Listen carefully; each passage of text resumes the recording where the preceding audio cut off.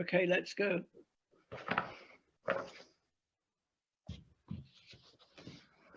Good evening, ladies and gentlemen, and welcome to this webinar this evening from the Q Society. We're very fortunate this evening to have the historian Tracy Borman to talk to us about Henry VIII and the men who made him. I'm very conscious of the fact that we usually hear about Henry VIII and his 6 wives and the disastrous end that some of them came to. So this is going to be a very, very interesting talk from Tracy. Before I tell you a little bit about her and ask her to start the lecture, I have a housekeeping announcement to make to you, and that concerns asking questions. Could I remind you that if you want to ask a question, then you should type your question into the question and answer box, which you will find at the bottom of your screen. You yourself will be muted throughout the whole session, but at the end of the talk, I will read out the questions and ask Tracy to answer to them at that point.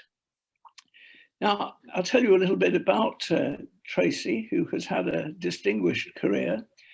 She studied and taught history at the University of Hull and was awarded a PhD from that university in 1997.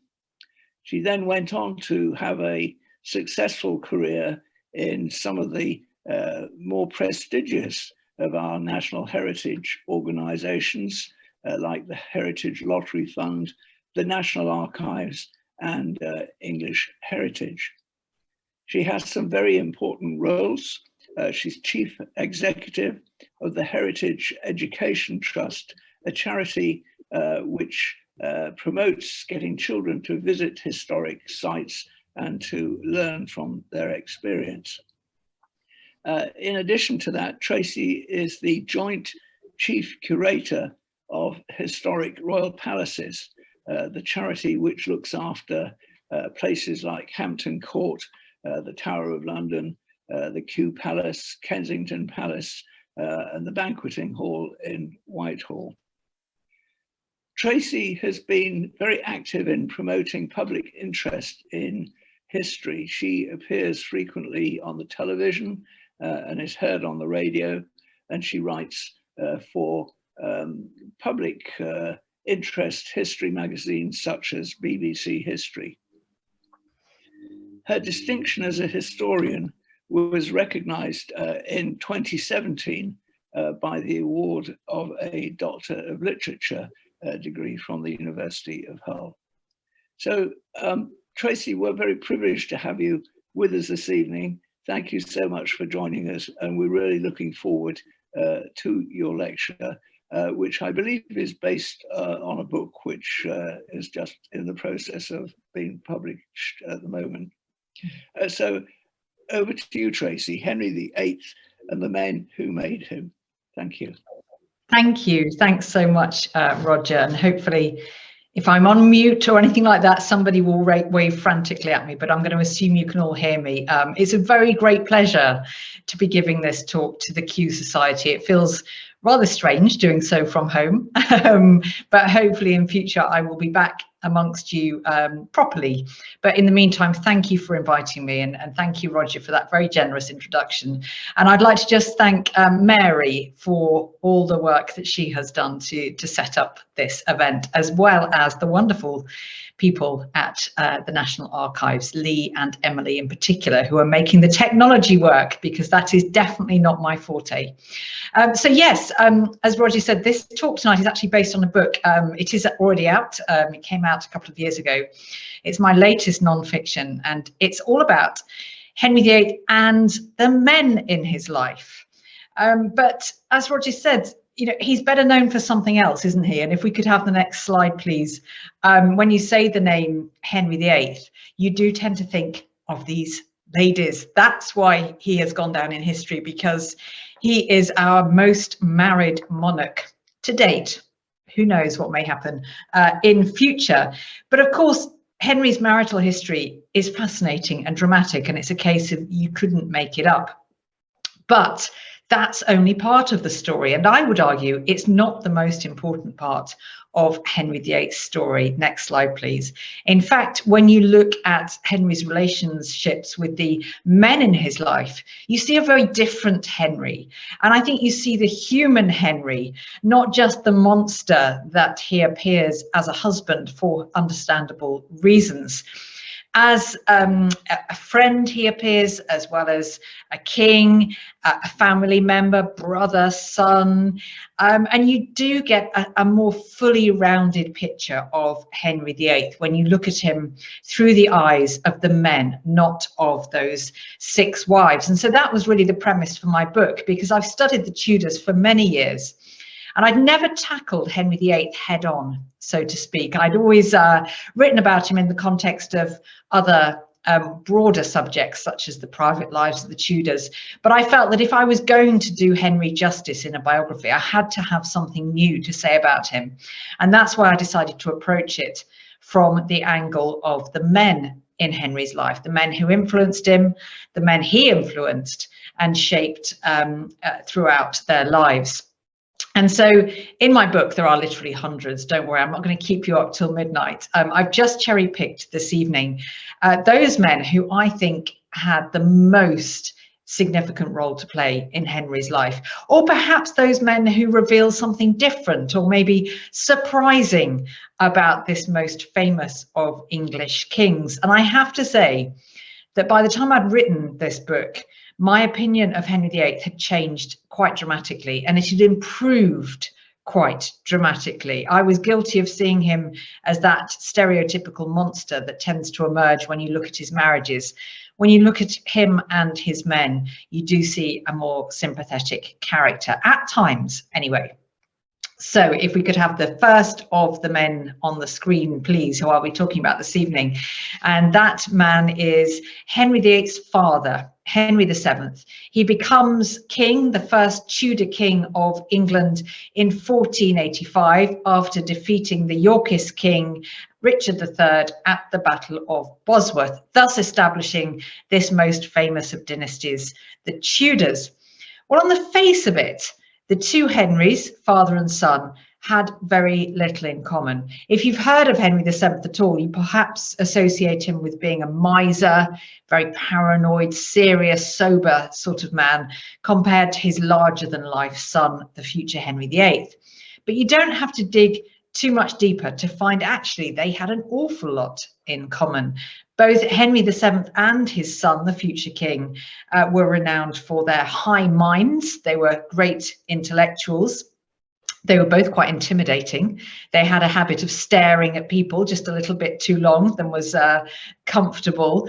And actually, Henry VII, although he's gone down in history as a miser, he was very good at spending money, just like his son. In the first 2 years alone of his reign, he spent the equivalent of £3 million just on his wardrobe. So he knew how to enhance his kingly majesty and image, and he definitely passed that lesson on to his son, the future Henry VIII. But I think it's fair to say that for much of the future Henry VIII's youth, his father was little more than a distant figure, because when Henry VIII was born in 1491, Henry VII, his father, already had a son. He'd had a son called Arthur very early in his marriage to Elizabeth of York. So Arthur was destined to inherit the throne, and Henry, Prince Henry, was just the typically kind of indulged and a bit neglected spare heir. Well, he was raised at Eltham Palace. If we could see a slide of the Great Hall now, which will appear on your screen soon. Hopefully there's a slight delay my end, but thank you. On the right, we have the Great Hall at Eltham Palace, which was part of Henry VIII's childhood home. And on the left is a bust of a laughing boy that's thought to have been Henry VIII, aged about 8. So at the nursery at Eltham, female influence actually were quite dominant, in particular that of Henry's mother, Elizabeth of York, who was a frequent visitor to her children at Eltham, because it wasn't just Henry who was there, his sisters Margaret and Mary were there too, and various other shorter lived siblings. But there were key male influences for Henry's early childhood, notably his controversial tutor, the poet John Skelton, who was England's first poet laureate, and also Arthur Plantagenet, who was an illegitimate son of Edward IV, and Edward IV was Henry's grandfather. So Arthur Plantagenet was Henry VIII's uncle, illegitimate, but a huge influence on him. He was a very strapping man, very chivalrous, and I think he's almost like the father Henry never had. Henry VII definitely didn't fit that description. Well, as the spare heir, not many people visited Henry VIII in his childhood. All of the attention was on his elder brother Arthur, because people always had an eye to the future. They wanted to pay court to the future King of England. So Henry was a little bit neglected, and I think a little bored at times. But in 1499, so when Henry was 8 years old, he received two rare and very distinguished visitors to Eltham Palace. Next slide, please. And they were the world famous Dutch scholar and humanist Erasmus, who brought with him his friend Thomas More. Well, we know Thomas More's name now, probably, but he wasn't well known when he visited Henry VIII's nursery. He was just an up-and-coming young lawyer, and he would later rise to greater renown when Henry VIII was king. Well, Erasmus and More later wrote an account of this meeting with the 8-year-old Prince Henry. And I think we have to be a bit suspicious about their account, because they wrote it after 1509. So 10 years later, when Henry VIII was then king. So of course they're full of flattery, and they say that the young prince already had kingly qualities. But undoubtedly, it was more than just flattery too, because as I mentioned, Henry VIII was a great intellectual. He was very well educated, very widely read. And so Erasmus and More were genuinely impressed by him. But I love the fact that from their account, you realize Henry's still just an 8-year-old boy, because, you know, as children today, when you receive some visitors, you kind of expect a present. And that's exactly what Henry VIII expected. Now, Thomas More had anticipated this, and he arrived with a present which he gave to the young prince, and that was a book, and Henry was delighted because he was a voracious reader. And then he turned to Erasmus, who hadn't thought ahead, and he'd come empty-handed, and he was mortified, and he promptly made his excuses and left Eltham, spent the next 3 days locked away in his lodgings in London, writing a book that he could then take back and present to the prince by way of apology. That book still survives, by the way. Henry was delighted. He forgave Erasmus, and the two became lifelong friends and correspondents. Next slide, please. Well, the next most important event in the young Henry's life occurred 3 years later in 1502. Now, this was an event of an altogether different nature, because it was the sudden and catastrophic death of Henry's elder brother Arthur. The two brothers are shown here. Arthur is on the left, Henry on the right.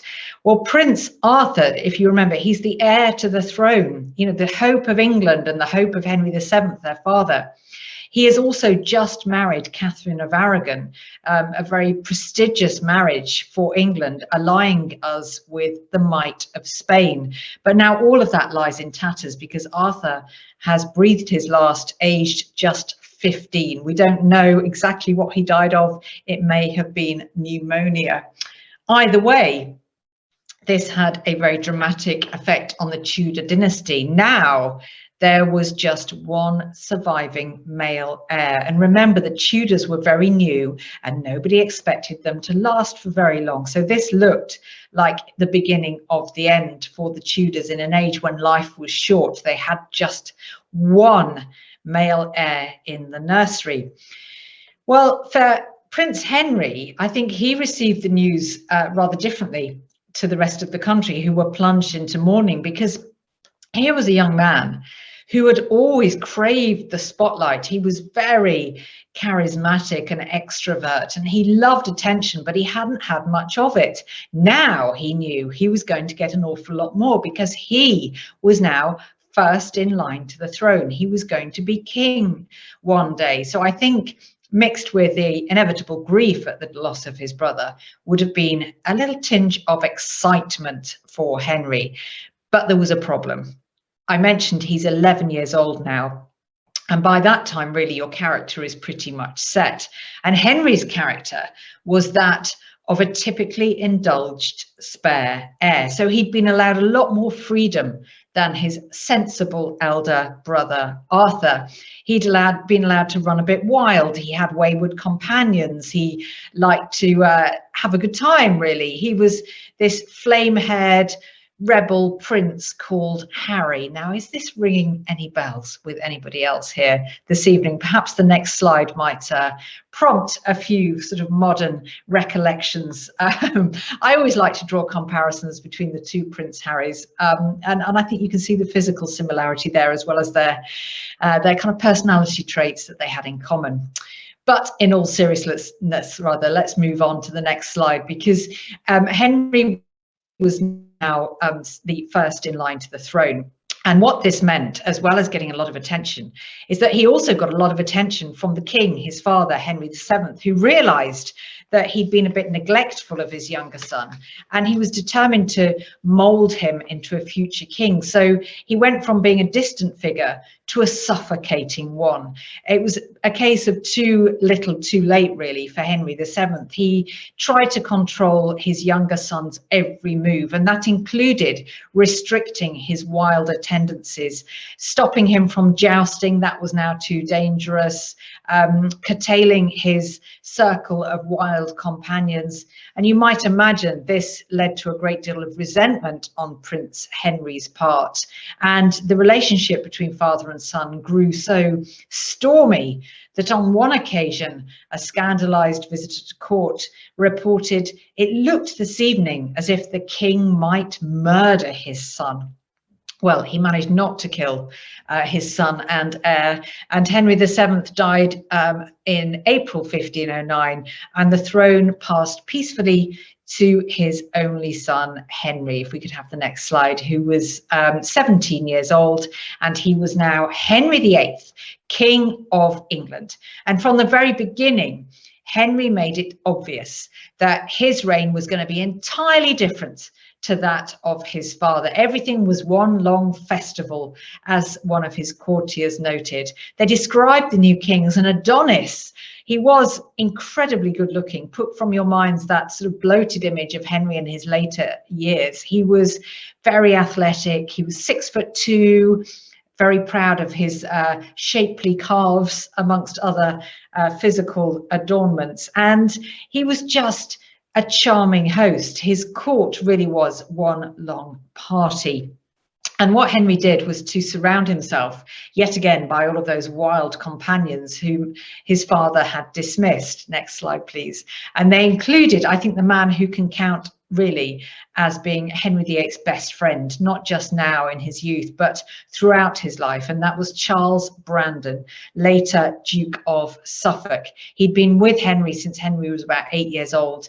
And he was like the elder brother that Henry never had, really. Arthur was never in the same mold as Charles Brandon, who was very sporty, very stridently confident. He was a bit of a womanizer.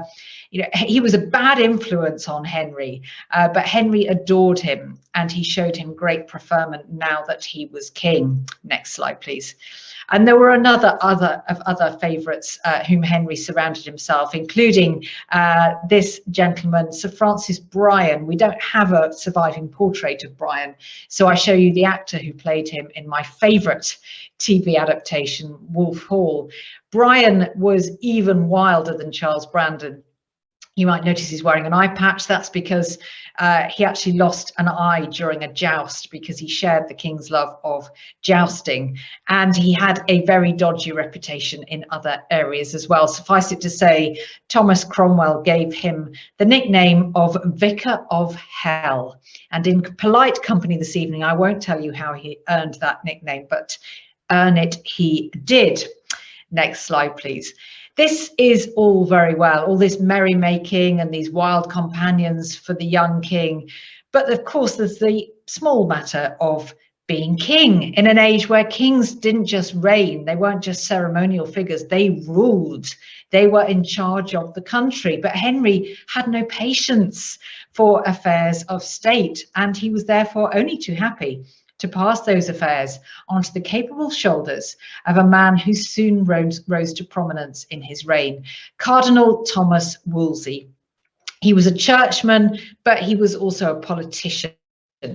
And he started off for Henry VIII's reign in the fairly low-ranking position of almoner. So he distributed alms and gifts on the king's behalf. But he was one of those men who made it his business to be involved in everything that he could. So he made the most of his position, and soon he was given more and more responsibility. And the genius of Wolsey is that he took the business from Henry's shoulders and he just did it brilliantly. He performed any task that Henry gave him, and he did it fantastically well. So he was highly effective, very shrewd man indeed. And yet he stood out in the court because, unlike pretty much every other member of Henry's court, Wolsey was a commoner. He wasn't a duke or an earl or the son of. He was just the son of a butcher from Ipswich. Not that there's anything wrong with Ipswich, but he wasn't of the typical kind of mould of courtier for Henry VIII's court. Well, Henry didn't care for that, and I think Henry deserves some credit for not sharing the snobbishness of his fellow courtiers, because he promoted people on ability, not on status. And he came to adore Wolsey, not just because he was so efficient, but because he was so personable. He was great company. He made Henry laugh. And before long, Henry called him my own dear cardinal. Next slide, please. Well, the high point of Wolsey's career came in 1520 when he organised this spectacular showpiece known as the Field of Cloth of Gold. It was a great summit meeting, really, between Henry VIII and his rival Francis I, King of France. Well, I will just say that had certain events not happened last year, Hampton Court would have been marking the 500th anniversary of the Field of Cloth of Gold with a magnificent exhibition called Gold and Glory. Well, I'm pleased to say, even though it wasn't able to open last year, it will be opening this year. And it is dazzling. Please come and take a look. It's hopefully not far from where most of you live. And it opens in May. And it's called, as I think I said, Gold and Glory. And it brings together many of the items from the original Field of Cloth of Gold, including this amazing painting. Next slide, please. Well, even though in theory the meeting was to conclude a peace between England and France, the subtext was clear. Each of these great rival kings was going to try to outdo the other in magnificence, in chivalry, and sport. I think Henry won what one historian has called the Battle of the Bling, but it was Francis who won the sporting event, and in particular the wrestling match. And a detail of this painting is said to show the two kings engaged in said wrestling match. And unfortunately, Francis bested Henry, and things turned very sour very quickly. Henry stormed out of the meeting not long afterwards and promptly made peace with Francis's great enemy, the Holy Roman Emperor Charles V. Next slide, please. Well, upon returning to England after this meeting with Francis, the first thing that Henry VIII did was to shave off his beard, as you can see from these two depictions. Why did he do that? Well, he had actually been clean shaven previously, but he'd grown a beard to complement his French rival, who had a rather splendid beard. So it was flattery by imitation. But then he lost the wrestling match and he shaved the beard off. And over the next few years, it was said that you could tell how well Henry was getting on with Francis by the state of his facial hair. No beard, they were arguing. Beard, France and England were friends again. It really did come down to such trivial matters. Next slide, please. One woman who despaired of this because she'd always preferred her husband clean shaven was the lady shown on the right, Catherine of Aragon, Henry VIII's first wife. Now, she'd been an ideal wife in every single respect, and I think Henry actually loved Catherine more than any of his other wives. But even though she'd served him loyally for 20 years, the one thing she hadn't been able to give Henry was a son.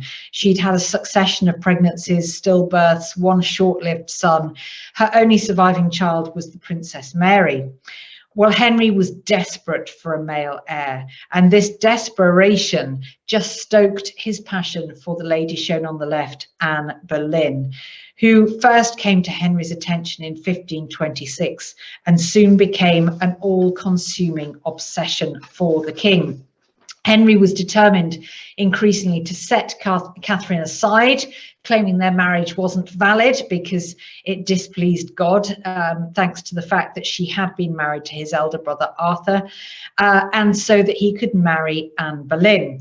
So how was he going to achieve this? Well, Wolsey was going to sort it out for him. That's what always happened. Next slide, please. Except, unfortunately, in this case, Wolsey wasn't able to sort it out for Henry. It was desperately complicated. It needed the Pope's permission to dissolve Henry's marriage to Catherine, and the Pope wasn't minded to give it, not least because the Holy Roman Emperor Charles V dominated the Pope, and he happened to be Catherine of Aragon's nephew. So you can see how complicated the whole thing was. Well, Wolsey realized that because he was failing the king, he was losing the king's favor. And in a desperate attempt to cling back or claw back some favor, Wolsey gave Henry a present, because Henry still liked presents. And he gave him this. You might recognize it, Hampton Court, originally built by Cardinal Wolsey in 1514. He knew that Henry had always rather envied it. So to try to win back favor, he gave Henry Hampton Court. Henry very gratefully accepted the gift and threw Wolsey out anyway. Next slide, please. Poor old Wolsey was stripped of all his offices and titles, his palace in London in 1529, and sent in exile to York, where he was still Archbishop. Well, his enemies weren't content with just leaving him there. They thought that he would worm his way back into Henry's affections because they knew how Henry adored Wolsey.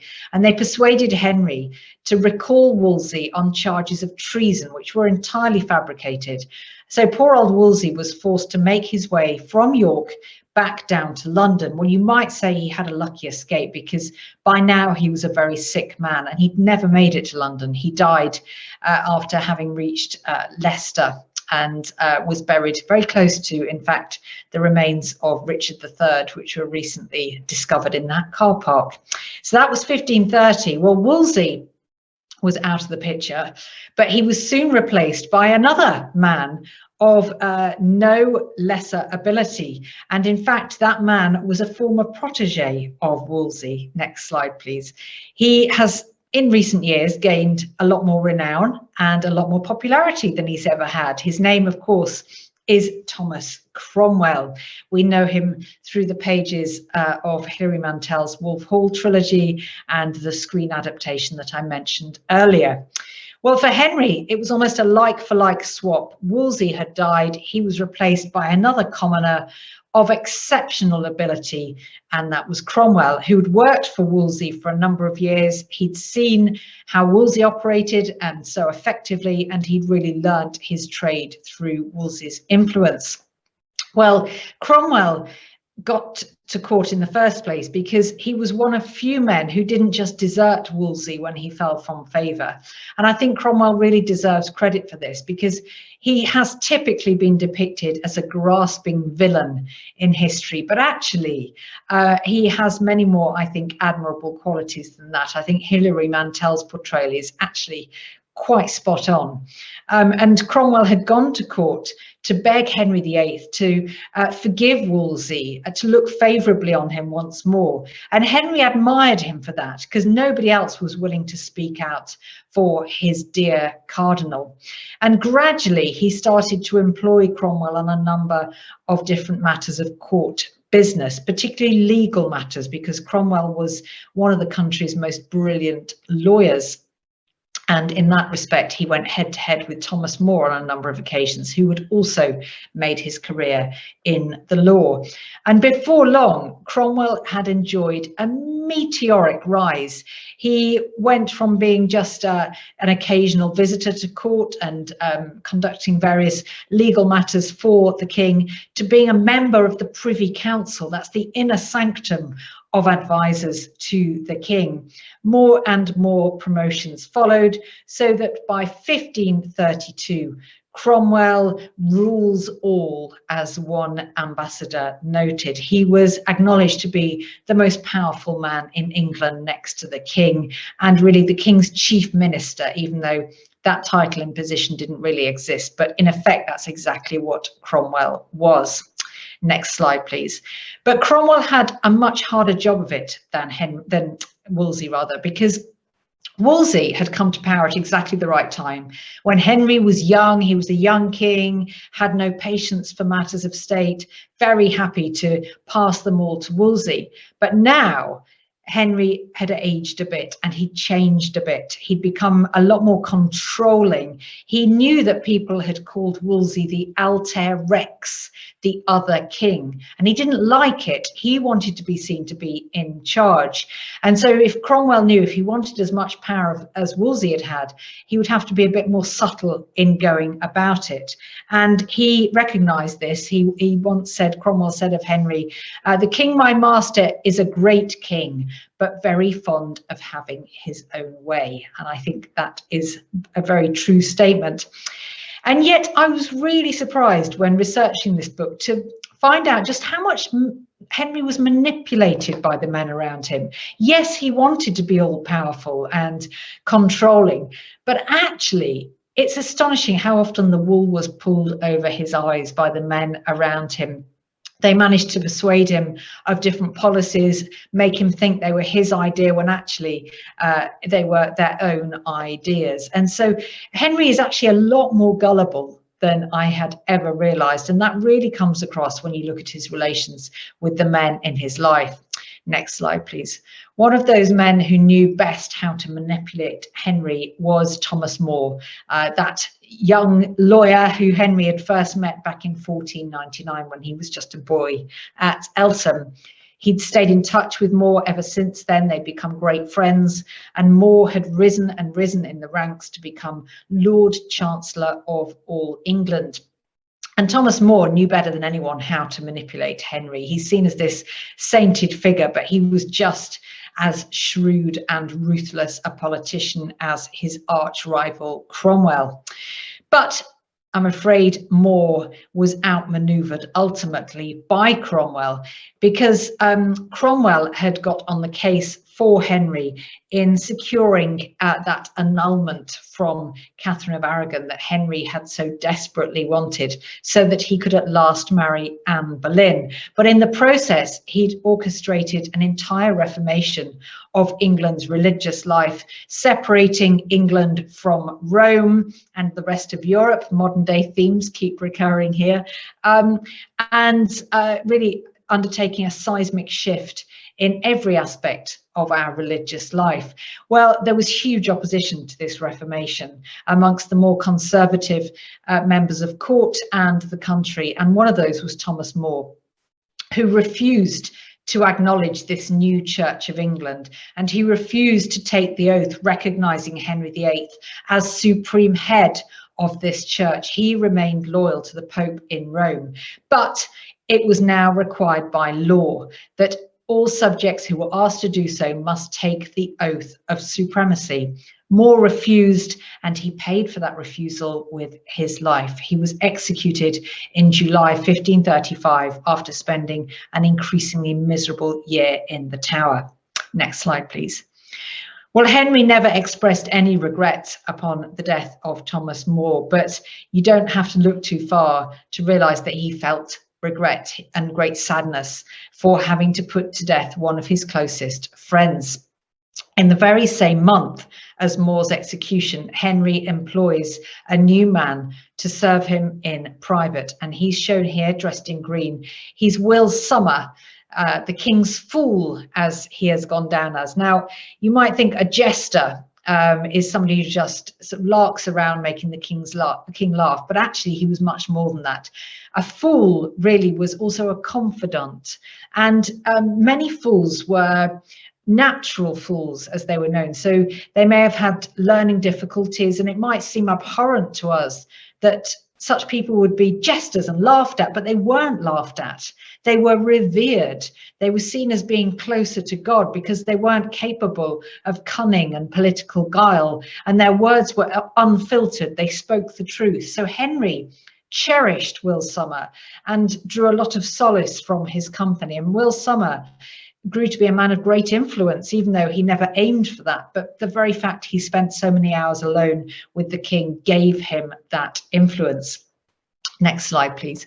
It's also around this time that Henry employs another man to his service, and you can tell Henry is feeling vulnerable, because that man is really the Tudor equivalent of a PR man or a spin doctor, if you like. He is the world-renowned painter Hans Holbein, and Holbein really is responsible for giving us this dazzling view of the Tudor court. It's thanks to his portraits that we have such a window into what Henry's court and its members looked like. And for Henry, Holbein's task really was to create an image of invincibility. So when we think of Henry VIII, we tend to think of a Holbein portrait, you know, that typical strident pose with the legs apart and the hands on the hips, and he's got a very commanding pose. And that remained Henry's stance in all of Holbein's paintings. He never looks old or frail.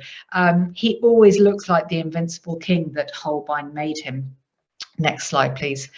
Well, by now, the Reformation is in full swing, and in particular, the dissolution of the monasteries, the piecemeal destruction of these great religious houses, which are literally taken down brick by brick, their riches stripped and diverted to the royal coffers, which is creating a great deal of opposition. Next slide, please.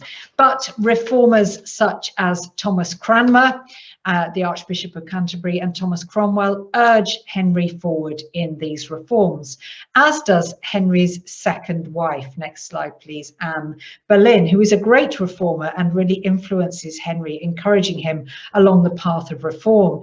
But even though Henry had been desperate to marry Anne for 7 long years until he finally got his wish, she proved a disappointment as a royal wife. She didn't give Henry the son and heir that he so craved. She just gave him another useless daughter. What possible good would come of Elizabeth? I think it's one of history's greatest ironies that Henry should have known, actually. Just be content with the daughter that you have. Don't try so hard for a son. Well, it was really Anne's main crime, not giving Henry a son, and Henry was determined to get rid of her, instructed Cromwell to arrange it.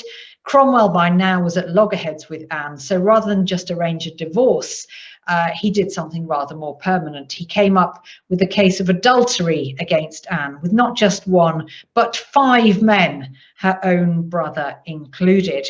Anne went to the block, almost certainly innocent, in May 1536. And the very next day, Henry was betrothed to Jane Seymour. Next slide, please. One of those who had been there to witness Anne Boleyn's head being struck off was this young man, Henry, Duke of Richmond, Henry Fitzroy, Fitzroy meaning son of the king. Yes, Henry VIII did have a son, and here he is, but unfortunately he was illegitimate, so he couldn't inherit the throne. But in every other respect, he was ideal. He was the son of Bessie Blount, one of Henry VIII's early mistresses. And he physically resembled Henry VIII. He was very much like him in character, you know, a real strapping lad. And Henry VIII adored him so much that it was rumoured he was going to legitimise him so that he could be king one day. Well, if that was Henry VIII's plan, it soon lay in tatters, because just 2 months after witnessing Anne Boleyn's execution, Henry Fitzroy followed her to the grave. He'd fallen very suddenly ill. This portrait was probably painted while he was ill, and that's why he's shown in his night clothes, otherwise he wouldn't have been. And he died in July 1536. So this was a real moment of crisis for Henry VIII. And you find that at such moments in his reign, He feels almost his father's presence. He feels the need to justify himself to his late father. Next slide, please. And that's why he commissions good old Holbein to paint this. It's known as the Whitehall mural because it once decorated the walls of, sadly, that now lost palace, but a copy was taken of it, so we know what it looked like. And this is a propaganda piece, pure and simple, aimed to project the might of the Tudor dynasty, but also the fact that Henry VIII was better than his father. So Henry VIII, you see there, bottom left, and next to him in the background, looking a bit frail, leaning on a pillar, is his father, Henry VII. So physically, Henry VIII wanted to prove he was better than his father. But he went further than that because the inscription on that central pillar reads that the son was born to a greater destiny. I think Henry's protesting a bit too much. Well, thanks to the lady shown bottom right, by the way, the other lady is Henry's mother, Elizabeth of York. The lady shown bottom right is Jane Seymour, wife number 3. Finally, Henry gets his son. Next slide, please. Jane Seymour succeeds where the others have failed. She gives Henry a son in October 1537, and she dies in the attempt of an infection a few days later. The future Edward VI is born at Hampton Court and immediately becomes the most important man in Henry VIII's life. Henry lavishes attention on his precious jewel, as he calls Edward. But interestingly, he becomes as distant a father to Edward as Henry VII had been to him. Next slide, please. Well, we're now well into the 1530s, and it's a time of great turbulence and great violence amongst Henry VIII's men at court. The rivalry has grown so intense between the two opposing factions, those who are all for reform, like Cromwell and Cranmer, and those religious conservatives, such as the Duke of Norfolk and Stephen Gardiner. And I love it when you read something that resonates in modern times. And I came across a quote about what it was like living at Henry's court in Westminster in the later 1530s. And it said that at the heart of government, there was great snarling. And I think probably the same could be said today. Well, Norfolk and Gardiner despised Thomas Cromwell, and they made it their purpose to get rid of him once and for all. They thought that Cromwell's arranging Henry's fourth marriage to Anne of Cleves would have done the work for them, because that marriage, of course, was a disaster. But Henry actually forgave Cromwell for that.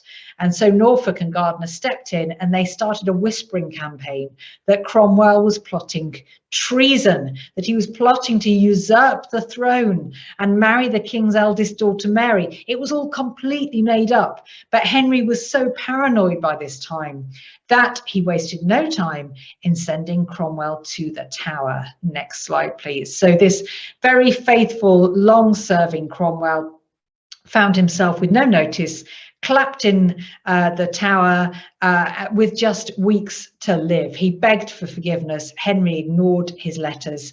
Cromwell was executed on the 28th of July, 1540, the very same day that Henry married wife number 5. Having divorced Anne of Cleves, he married Catherine Howard. Next slide, please. Well, by now, Henry is a rather different man to the one who had inherited the throne in 1509, that strapping, athletic 17-year-old. Thanks to a very bad jousting accident, should have listened to his father, in 1536, he had an injured leg which turned ulcerated. It plagued him with intense pain and bouts of blood poisoning for the rest of his days. He wasn't able to exercise, and he gained a colossal amount of weight. By the time he reached 1541, so within 5 years of the accident, his waist measured 54 inches. He'd put on 19 inches around the waist. So he was physically in decline, and his mental decline became very pronounced too. And this is when I developed a whole new sympathy for Henry. When you look at what he was suffering in private, you understand some of his more tyrannical acts in public. The 1540s were not kind to Henry. Early in the decade, next slide please, Henry's precious jewel, his son Edward, fell very suddenly ill with symptoms of malaria. His life was despaired of, but luckily, thanks to the gentleman shown in the next slide, please, Dr. William Butts, he saved Edward's life. And this crisis was averted, but it was soon followed by another. Next slide, please, because Henry was humiliated in his fifth wife. Catherine Howard was not the virgin that she claimed to be upon their marriage, and she made matters much worse by entering an adulterous affair with one of Henry's gentlemen of the Privy Chamber, Thomas Culpeper. When the affair was discovered, Henry was plunged into a depression from which he never recovered. Catherine was executed along with Culpeper and two of her other former lovers. And really, Henry never got over it. He loved Catherine deeply, and this hastened his physical and mental decline. What hastened it even more was the loss during the 1540s of some of Henry VIII's most cherished and longest standing companions. Next slide, please. Men such as Charles Brandon, who'd served him from the beginning and was one of those rare examples of a man who survived throughout Henry's life. He never lost Henry's favour except one brief and notorious incident, but he got it back again. And he died in 1545. Henry was so bereft that he ordered a lavish funeral at Windsor Castle for Brandon and met the entire expense. And it was also Windsor that Henry chose as his own final resting place. Now, we're told Henry's buried at Windsor because his so-called favourite wife, Jane Seymour, is buried there. For a start, I don't think she was his favourite, but also I think probably the fact that Brandon was there was as much an influence on Henry's choice. Next slide, please. The men who now replaced this older generation were altogether more rapacious, less loyal young men who were out for what they could get, and they were out to take advantage of the king in his physical and mental weakness. Men such as Anthony Denny, Henry's last groom of the stool, who was also responsible for the privy purse, and you can see how he siphons off some of the profits from that purse into his own pocket. Next slide, please. By Christmas 1546, it was obvious Henry didn't have long left to live. He was staying at Oatlands Palace in Surrey when he suffered a very serious collapse. He wasn't able to join the Christmas celebrations at Greenwich. Instead, he was taken to Whitehall Palace with just a handful of male attendants. The new year came in, 1547, and it was clear that Henry, although he was dying, hadn't quite done with his men yet. Next slide, please. Because on the 19th of January, he sent his last victim to the block, the gentleman on the left, Henry Howard, Earl of Surrey. He was the Duke of Norfolk's son. Norfolk is shown on the right. And Surrey was a bit of a hot-headed young man, and he liked to boast of the fact that he had royal blood. Well, that was a stupid thing to do at a time when Henry VIII was every bit as paranoid as his father had been. And so he needed very little evidence against Surrey to have him thrown in the Tower and executed. And for good measure, he also imprisoned Norfolk, and on the 27th of January, he signed Norfolk's execution warrant. Now, I emphasize that date, the 27th of January, because that execution warrant wasn't carried out that day. And the next day, next slide, please, this scene unfolded. It was the deathbed of Henry VIII. Henry awoke in the early hours of the 28th of January, 1547, and his attendants immediately knew that his life was slipping rapidly away. So they asked if he would see the Archbishop of Canterbury. In effect, would he like to make his final confession? And Henry VIII said this: "I will first take a little sleep, and then as I feel myself, I will think on the matter." They were the last words that Henry ever spoke, and he died later that day. That execution warrant for the Duke of Norfolk was now null and void. He lived to fight another day. Well, whether Henry would have been conscious enough to realise that the 28th of January 1547 would have been his father's 90th birthday, we'll have to just we'll have to just speculate on that. But it's almost like Henry VII was haunting his son right to the end. Next slide, please. Well, writing and researching this book was a complete revelation for me, because on the one hand, it introduced me to a quite dazzling cast of characters, as well as the well-known men such as Wolsey and Cromwell, a whole raft of other more obscure characters, but no less interesting and fascinating for that in the light that they shed on Henry. And I think the real revelation for me, though, was Henry himself, because when researching him through the eyes not of those 6 wives, but of the men in his life, it really did feel to me like meeting this most famous of kings for the very first time. Thank you very much. And I will now pass over back to Roger for the Q&A. Thank you very much indeed, Tracy. That was an absolutely superb talk. Thank you. Incredibly interesting and informative. It really was very exciting to hear it. Thank you. I'll open the questions from the Q&A box in a moment, but can I just start the questioning by saying what really came over to me throughout the whole of the sort of latter part of the talk was the fact that Henry, although he was this sort of brilliant man, a brilliant Renaissance prince of acknowledged great intellect and learning and so on, was so seemingly able to be manipulated by those around him. I mean, do you think was that because he enjoyed flattery and you know, they flattered him so much that he thought the ideas they were putting forward were his own, or what? Yes, I think you're right, Roger. That's one of the things that surprised me most, just how gullible Henry was.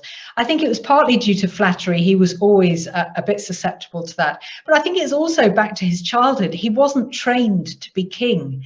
He wasn't given that experience in the political arena in the same way as his elder brother Arthur.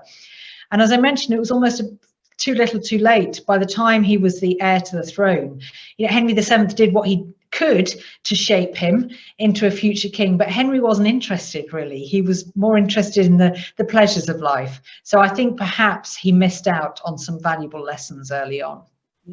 Very interesting. A question here from Anne. In which language did Erasmus write his book for the young Henry? That's a really good question. It was part in English and part in Latin. And I believe you can still access that book. It didn't become a bestseller or anything like that, perhaps inevitably, because it was written in 3 days. But yes, it was in English and in Latin. That's quite extraordinary that he managed to do that in 3 days as well. I know, what a genius. Wish I could write a book in 3 days. Exactly. A question here from Roger. Tracy, thank you so much for this energetic romp through Henry VIII's life, related through the actions of his confidantes. What can you tell us about Henry's popularity among the people? Was he did he like to be seen? Did people like to see him? Where was he seen? Were there suitable public occasions? That's a great question. Henry was very popular for most of his reign. He was incredibly charismatic. He was very good at what we might call PR, and he made sure to be seen by his ordinary subjects as much as possible. So as well as attending all the great ceremonies of his kingship, so obviously coronation, there was a great wedding for, well, more than one wedding, but the big public weddings were Catherine of Aragon and Anne of Cleves. But as well, he made great use of the Royal Progress, this sort of annual event where he would go off traveling around different parts of the country every summer, and made sure to be seen by his people. And we know from things like the ballads that were written at the time that praising good King Hal, he was very popular, but then that popularity did decline after the mid-1530s because Henry's reforms were not popular, and that's when we get popular uprisings such as the Pilgrimage of Grace, protesting against the dissolution of the monasteries. And so it's very much a reign of two halves when it comes to Henry's popularity.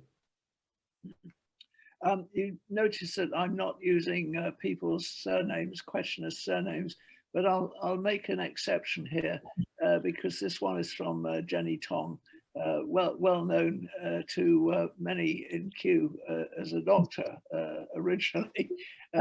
She was elevated to higher places, and she asked the doctor's question: how prevalent was malaria in Henry's day? Too cold, surely? Question. You would think. Yeah, I mentioned that Edward VI, the future Edward VI, fell prey to symptoms similar to malaria. And there was it may have actually been the sweating sickness, because you're right, malaria would be a bit of a strange one to be a sort of a very popular disease at the time, or prevalent disease in England anyway. But the symptoms were very similar to the sweating sickness. The kind of high fever, the suddenness of the onset. So actually, we don't know if Edward VI did have malaria. We don't really know too many other instances of it. It's often cited as being very similar to that, but equally, it was very similar to the sweating sickness. And I should say that that sweating sickness was a disease that came in with the Tudors and it went out with them too. It just died out. It was a terrifying epidemic, again, modern resonance, and it recurred, almost every year during the Tudor period, but then it just disappeared as suddenly as it had come. This question is from Martin and Jenny. Do you have any major problems? It's provocative, this one, Tracy. Do you have any major problems with Hilary Mantel's depiction of the period? I don't actually. I'm not just avoiding controversy. I was prepared to have, because I researched a non-fiction biography of Thomas Cromwell, so I was prepared to disagree with her portrayal and ended up agreeing with nearly all of it. I think she is right to be more sympathetic to Cromwell than that villainous reputation he'd gained since his death in 1540. She perhaps is a bit over sympathetic at times. I think she sort of forgives him for Anne Boleyn's downfall and execution, and I don't think you can forgive him for that. I think he was instrumental in that, but he was very much operating in a cutthroat court, so he knew it was her neck or his. So that's the only point where I perhaps differ from Hilary Mantel, but otherwise I think she did impeccable research for that trilogy, and it really shows. This question comes from a lady called Mary. What do you think Henry's daughters learned and applied in their lives regarding interactions with men from their mother's example? Fantastically organized and informative presentation. Thank you, Mary. Well, I think the two daughters took two different lessons away, really. The elder daughter, Mary, bizarrely doesn't seem to have been put off matrimony at all. She was desperate to marry, and she made it her first job as soon as she became queen in 1553. She married Philip of Spain with disastrous results. Well, Elizabeth, the younger princess, seems to have been much more adversely affected by their father's marital history. And she apparently, as when she was just 8 years old, she declared, "I shall never marry." And she stuck to that, of course, famously becoming the Virgin Queen. I think it must have had a huge impact on Elizabeth that her father had ordered her mother's execution. But Elizabeth had seen other examples as well, and none of them positive, of royal marriages. She'd seen her sister's disastrous marriage to Philip of Spain, the phantom pregnancies. Another of her stepmothers had been executed. So I think the two princesses, Mary and Elizabeth, reacted in two very, very different ways to Henry VIII's marital history. Okay, I've got 3 more questions here up on my Q&A box. I'm going to make those the last 3 questions, so we'll take them one by one. The first comes from Roger. Surely all young children had their own court and were not allowed to live with their parents. So was it not normal for Henry to see little of his son? Yeah, that's correct in that royal offspring were raised separately to their parents. When they were as young as 3 months old, they would be packed off to their own separate household. However, for the eldest son and heir, they would spend a lot of time with their father at court and on ceremonial occasions in order to get this training and to be seen to be a very visible heir to the throne. So Prince Arthur would have spent a lot more time with his father than Prince Henry did. Okay, next question is from Una. As a child, I was told that after his death, Henry's body overnighted at Zion House on its way to its funeral. To that was added the fact that a monk had prophesied that dogs would lick the wounds of Henry, brackets said obviously in ire at the way Henry treated the Catholic Church. It was suggested that overnight at Zion, his coffin burst open and the dogs did lick his wounds. There's no truth in it. You know, this same rumour happens quite a bit in the history of royals. I've just finished writing a history of the monarchy, so I can say this with some confidence. And pretty much, if not every occasion, it's entirely false. It's a rumour that tended to be put about after the death of a monarch, as if to somehow demean them, to sort of bring them down to the level of a mere mortal, that their remains exploded. The same was said to have happened to William the Conqueror, to Elizabeth I, to give another couple of examples. There is no reliable evidence that that is what happened, and you know, it's a bit convenient that there'd been this prophecy and then apparently that is what happened. I have read nothing in any of the reliable contemporary sources to suggest that really did happen. I was going to say I'm afraid, but I think I'm rather glad I haven't. It sounds pretty revolting. Yeah. The last question then from Diana, who says, hello from California, Tracy. Oh, wow. I'm a fan of you and your work, and I thoroughly enjoyed your informative talk. I'm especially glad that you talked about the relationship between Henry VIII and his father, since that is a topic I'm especially interested in. What do you think Henry VII would have made of his son's reign? And would you say that Henry VIII made many of his most radical decisions in defiance of his father? Well, hello in California. That's amazing to think. You're watching all the way there. Maybe you can't just pop down to the Hampton Court exhibition then. Apologies for that. Great question, though. I think actually of all the relationships I studied for this book, father and son was the one that fascinated me most. I don't think Henry VII would have approved of his son's reign because Henry VII was a model of prudence. He was always slow to act. He preferred diplomacy to warfare. For each of those counts, really, Henry VIII did something completely different. He launched cripplingly expensive and futile wars against France. Of course, he launched the Reformation, really to satisfy his personal desires, not for the religious good of the nation. And of course, his biggest battle was to father a son, something that his father didn't have nearly so much trouble over. So I would say probably his father wouldn't have approved of that much.